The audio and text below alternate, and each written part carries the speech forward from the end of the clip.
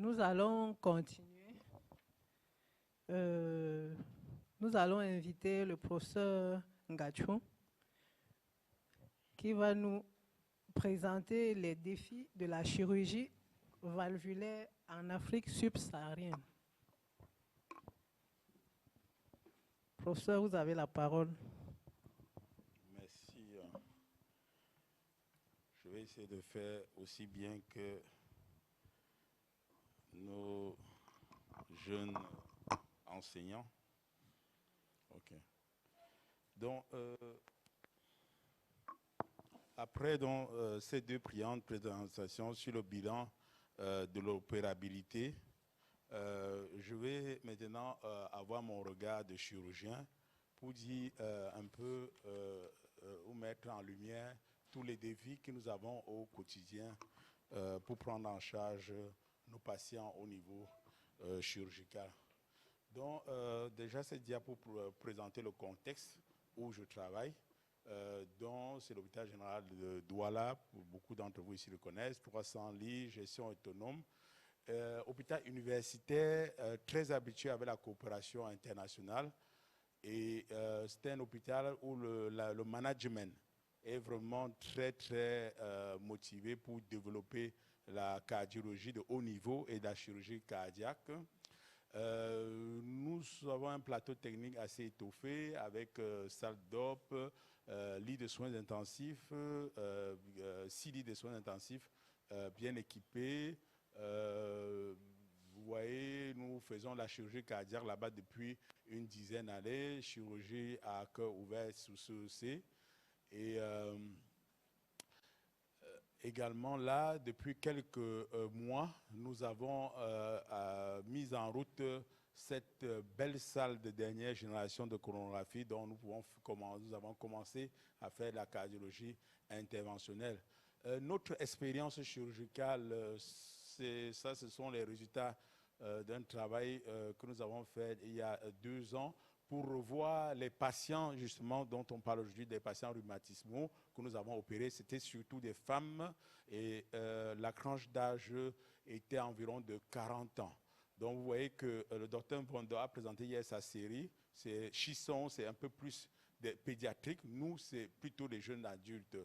Vous remarquez là que ce soit les insuffisances médicales, rétrécissement médical, insuffisance aortique, rétrécissement aortique que nous avons, ce sont des patients pour la plupart qui viennent déjà à des stades très sévères. Et malheureusement, nous n'opérons pas tous les malades. Il y a des malades que nous ne pouvons pas opérer. J'y reviendrai pour plusieurs raisons. Et voici les types d'interventions qu'on peut faire, essentiellement les remplacements monovalvulaires, mais il y a aussi les bivalvulaires avec des placies notamment crucifiants.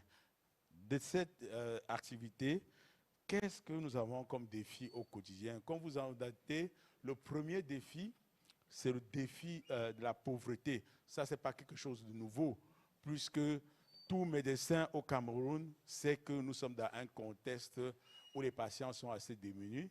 Ça, c'est un papier qu'avec Félicité, on avait fait il y a quelques années pour donner l'espérance, le résultat des 3 premières années de la chirurgie cardiaque.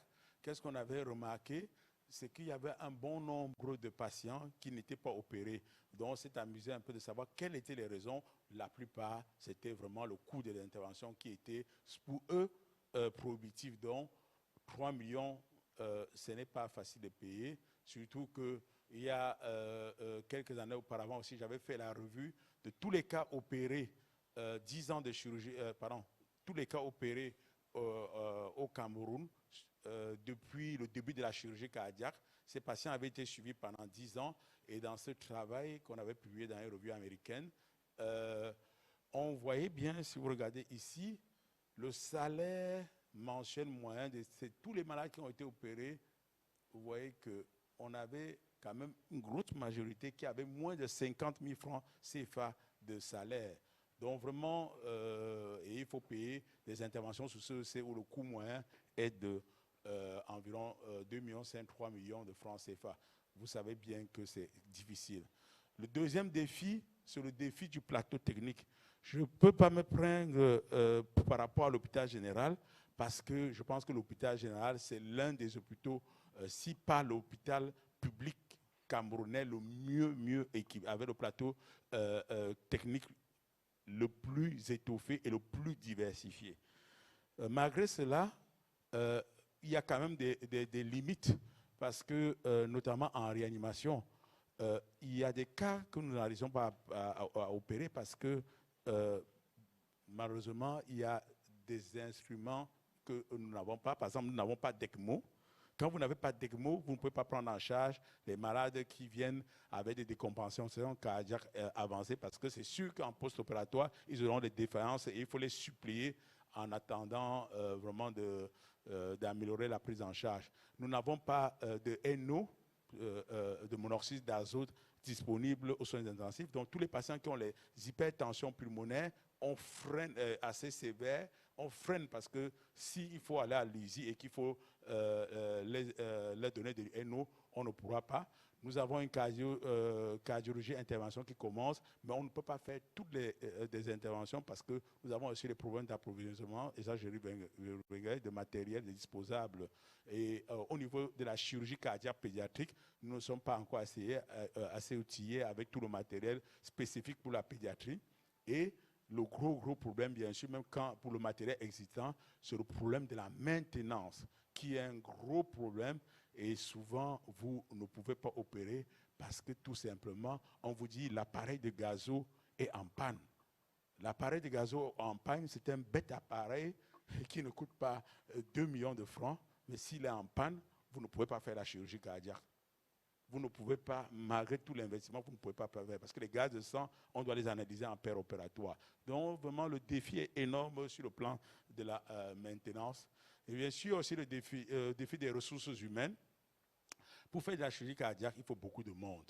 Et donc, au niveau de l'hôpital général, malheureusement, je ne dirais pas qu'on se débrouille, mais les ressources humaines sont encore, selon moi, incomplètes, peu spécialisées, parce que comme nous n'opérons pas tous les jours, nous faisons pour le moment encore des missions.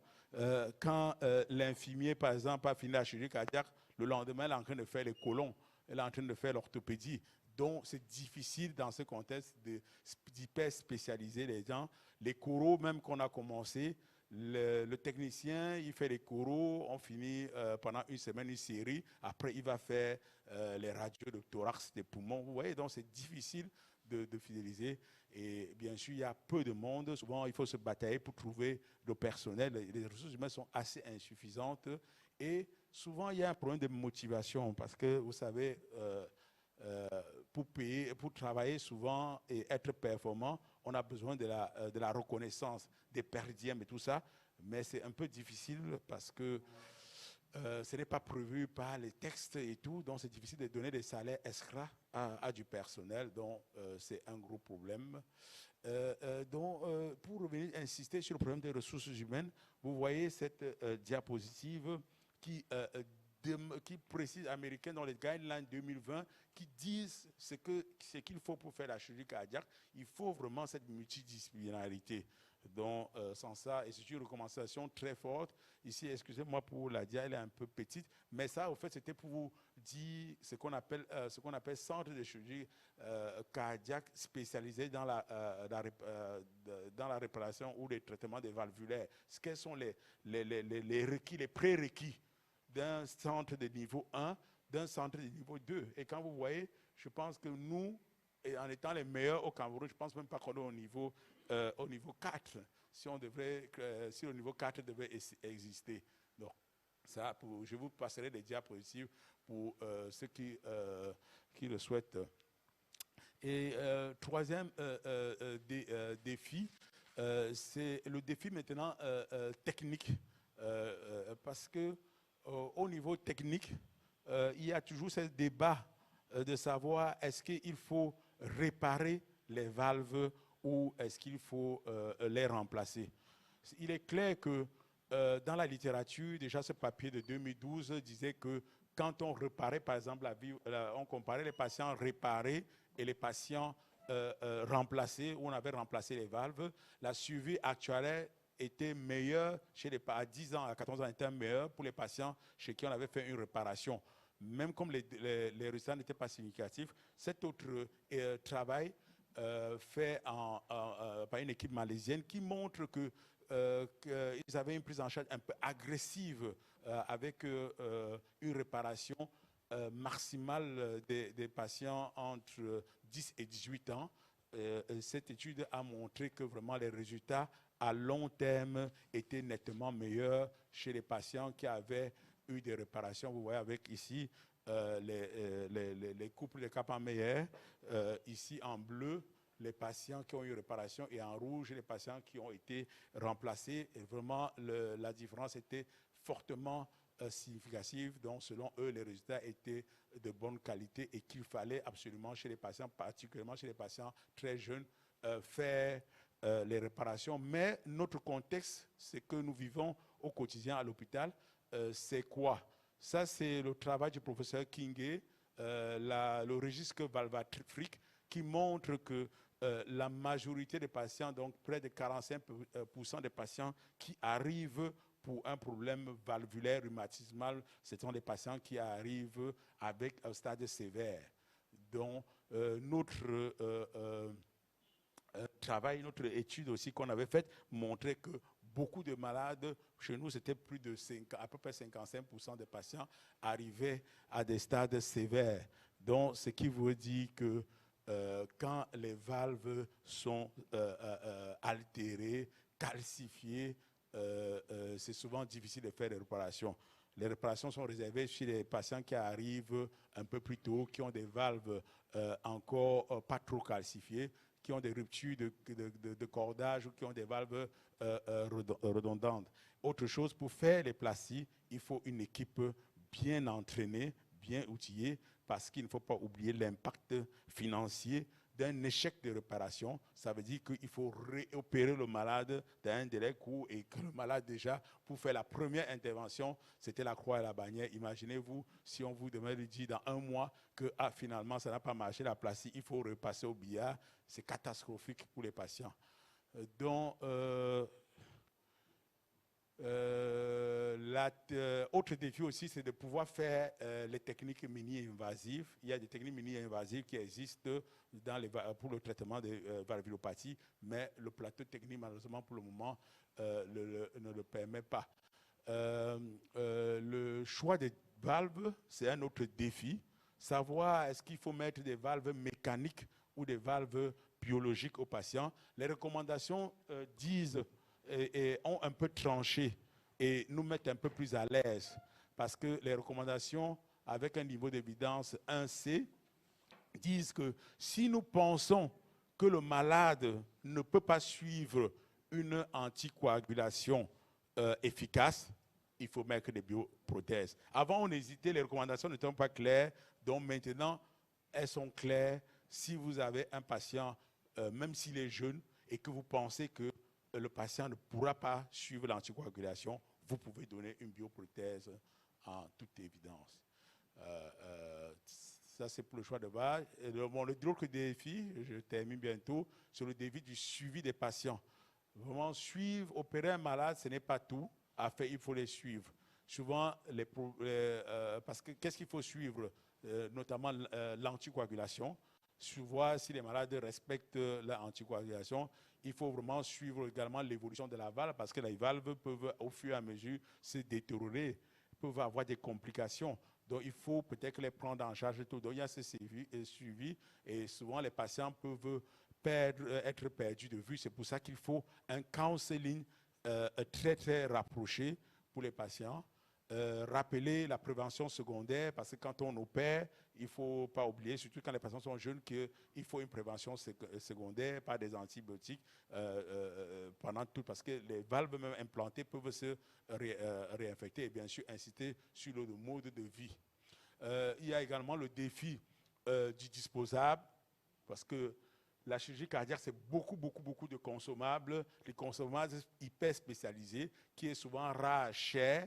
Donc, et les fournisseurs sont découragés de commander parce qu'ils commandent, mais les hôpitaux ne les remboursent pas. Pour un peu terminer par une note d'optimiste. Ici, il y a quand même des modèles qui ont marché dans les pays très pauvres. Ici, j'ai mis en voie, ça c'est mon idole en chirurgie cardiaque, le professeur David Shetty. C'est un chirurgien cardiaque pédiatrique indien qui a vraiment révolutionné la chirurgie cardiaque en Asie avec un modèle économique particulier où il a mis en place une assurance où les Indiens pouvaient souscrire à $1 et vous payez $1 par mois et vous étiez pris en charge si vous avez n'importe quoi qu'il fallait la chirurgie cardiaque. Avec ce modèle, et dans un pays surpeuplé, plus d'1 milliard d'habitants, il a réussi à mettre en œuvre et créer plusieurs centres énormes de chirurgie cardiaque. Je suis par exemple allé visiter son centre à Bangalore, il a acheté chez lui il y a 8 ans. Ils font par jour 30 à 40 opérations dans son centre principal et il en a plusieurs centres comme ça en Inde. Et donc ce modèle économique est a tellement fait boom que beaucoup d'autres pays asiatiques ont adopté ce système d'assurance par pathologie. Donc on assure une pathologie et si on a jamais on est malade, on est pris en charge à 100% et ça marche. Je vous dis, il faut aller pour croire, ça marche énormément.